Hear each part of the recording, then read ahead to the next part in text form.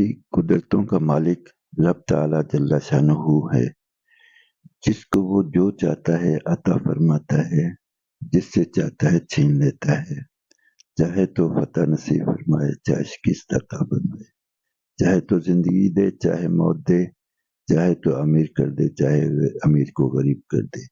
بادشاہ کو فقیر بنانا اس کے اختیار میں، اور فقیر کو بادشاہ بنانا بھی اسی کے اختیار، جیسے وہ چاہتا ہے ویسا ہوتا ہے۔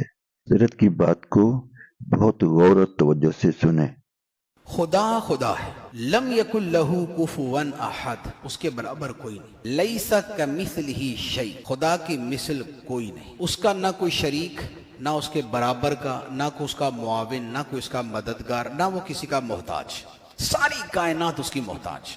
نبیوں ولیوں کو جو کچھ ملا خدا کے دینے سے ملا، خدا نہ دیتا تو ایک ذرہ نہ ملتا، خدا نے دیا تو انا اعطیناک الکوثر، خدا نے دیا تو عیسیٰ علیہ السلام کہتے تھے کہ میں مردے زندہ کر دیتا ہوں، میں کوڑیوں کو شفا یاب کر دیتا ہوں، میں اندھوں کو بینا کر دیتا ہوں۔ خدا نے دیا تھا تو موسیٰ علیہ السلام عصا رکھتے تھے، اژدہا بن جاتا تھا، 70,000 سام کھا گیا وہ، لیکن خدا نے دیا، خدا نہ دیتا تو کچھ نہ ہوتا۔